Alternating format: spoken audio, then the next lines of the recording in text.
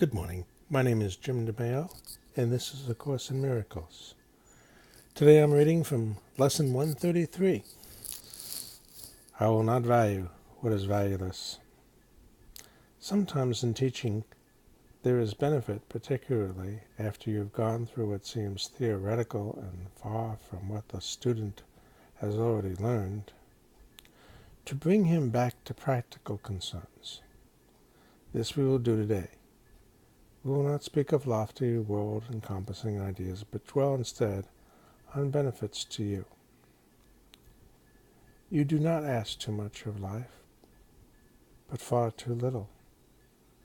When you let your mind be drawn to bodily concerns, to things you buy, to eminence as valued by the world, you ask for sorrow, not for happiness. This course does not attempt to take from you the little that you have. It does not try to substitute utopian ideas for satisfaction which the world contains. There are no satisfactions in the world. Today, we list the real criteria by which to test all things you like, you want. Unless they meet these sound requirements, they are not worth desiring at all, for they can but replace what offers more. The laws that govern choice you cannot make, no more than you can make alternatives from which to choose. The choosing you can do, indeed you must, but it is wise to learn the laws you set in motion when you choose, and what alternatives you choose between. We have already stressed there are but two, however many there appear to be. The range is set, and this we cannot change. It would be most ungenerous to you to let alternatives be limitless, and thus delay your final choice until you had considered all of them in time, and not been brought so clearly to the place where there is but one choice that must be made. Another kindly and related law is that there is no compromise in what your choice must bring. It cannot give you just a little, for there is no in-between. Each choice you make brings everything to you or nothing. Therefore, if you learn the tests by which you can distinguish everything from nothing, you will make the better choice. First, if you choose a thing that will not last forever, what you choose is valueless. A temporary value is without all value. Time can never take away a value that is real. What fades and dies was never there and makes no offering to him who chooses it. He is deceived by nothing in a form he thinks he likes. Next, if you choose to take a thing away from someone else, you will have nothing left. This is because you deny his right to everything.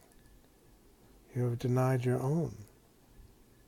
You therefore will not recognize the things you really have, denying they are there. Who seeks to take away has been deceived by the illusion loss can offer gain. Yet loss must offer loss and nothing more. Your next consideration is the one on which the others rest. Why is the choice you make of value to you? What attracts your mind to it? What purpose does it serve? Here, it is easiest of all to be deceived. For what the ego wants, it fails to recognize. It does not even tell the truth as it perceives it, for it needs to keep the halo which it uses to protect its goals from tarnish and from rust, that you may see how innocent it is. Yet, is it camouflage, a thin veneer, which could deceive but those who are content to be deceived. Its goals are obvious to anyone who cares to look for them. Here is deception doubled, for one who is deceived will not perceive that he has merely failed to gain. He will believe that he has served the ego's hidden goals. Yet, though he tries to keep its halo clear within his vision, still must he perceive its tarnished edges and its rusted core. His ineffectual mistakes appear as sins to him because he looks upon the tarnish as his own, the rust a sign of deep unworthiness within himself.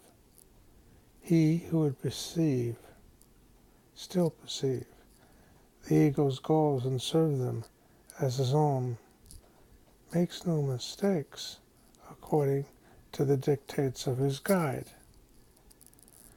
This guidance teaches it is error to believe that sins are but mistakes, for who would suffer for his sins if this were so? And so we come to the criterion for choice that is the hardest to believe because its obviousness is overlaid with many levels of obscurity. If you feel any guilt about your choice, you have allowed the ego's goals to come between the real alternatives. And thus you do not realize there are but two, and the alternative you think you chose seems fearful and too dangerous to be the nothingness it actually is. All things are valuable or valueless, worthy or not of being sought at all, entirely desirable or not worth the slightest effort to obtain. Choosing is easy just because of this.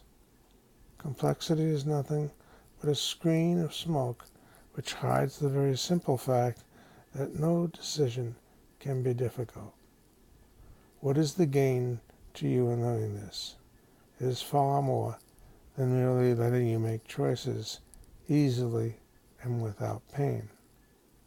Heaven itself is reached with empty hands and open minds, which come with nothing to find everything and claim it as their own. We will attempt to reach this state today with self-deception laid aside and with an honest willingness to value but the truly valuable and the real. Our 2 extended practice periods of 15 minutes each begin with this: I will not value what is valueless, and only what has value do I seek, for only that do I desire to find. And then receive what waits for everyone who reaches unencumbered to the gate of heaven, which swings open as he comes. Should you begin to let yourself collect some needless burdens, or believe you see some difficult decisions facing you, be quick to answer with this simple thought: I will not value what is valueless, for what is valuable belongs to me. So here he is, really trying to help us with self-deception.